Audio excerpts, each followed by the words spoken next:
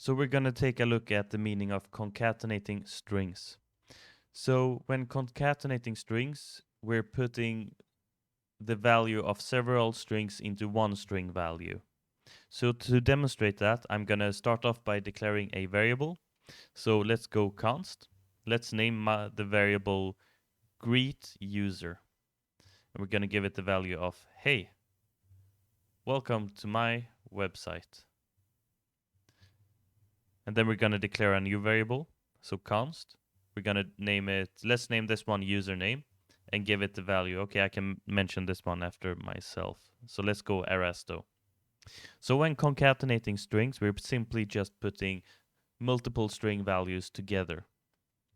So to demonstrate that, I'm going to run the alert function, and we're going to go greet user, and then we're going to plus add username. So by reloading the website now, it's going to say, hey, welcome to my website, Arasto. And this is the meaning of concatenating strings. So by doing this, we can also declare a third variable and putting the values of greet user and username into the third variable. So let's declare a new variable. Let's go const. Let's name this one message. And the value of message is going to be the value of greet user and the value of the username. So if I now remove the values of my alert, we're going to go and run the message variable instead. So if I now reload my website, it's going to still say, give me the same value. So, hey, welcome to my website, Arasto. So message has the concatenated value of the greet user variable and the username variable. So if we observe the message here, it's lacking a white space between the website and the Arasto. So we're going to add this simply by going and adding a simple white space in our variable. So if I now reload, it's going to display the greet user, which says, hey, welcome to my website. Then it's going to concatenate a empty white space. And then it's going to add the username variable, which is Arasto. So our alert is showing, hey, welcome to my website, Arasto. And this is how we concatenate string values in JavaScript. So another way to demonstrate this is by using so-called backticks. So if we declare a new variable, let's name this one message2. Message2. And instead of using the double quotation marks as we previously have done, we're going to be using the backticks. So if you declare backticks like this, it's going to allow you to use variables inside a string. So if I go off, but if I type greet user here,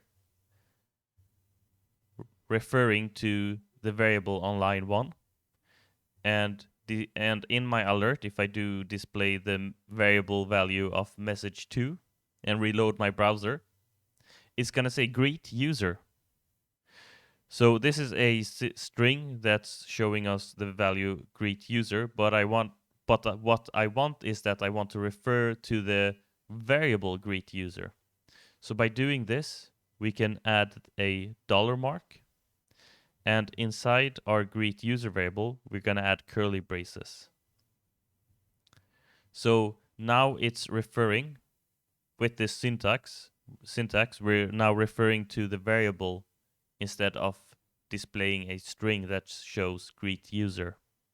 So if I now reload the browser, it's going to say, hey, welcome to my website. So the message2 variable is now referring to the greet user. So what we can do here is we could actually add the second variable as well, the username. So if we do by doing the same thing, so dollar mark and curly brackets, and then typing the value, the name of the variable declaration, which is username on line 2. So if I reload, it's gonna still say, hey, welcome to my website, Arasto. And the difference with this declaration is that we could add further string values onto the string here. So we could be typing comma and say, please enjoy your stay. So if I now reload my website, it's going to say, hey, welcome to my website, Arresto. Please enjoy your stay. So we have now we've managed to concatenate our string in 2 different ways. And this is simply it. This is how we concatenate strings using JavaScript.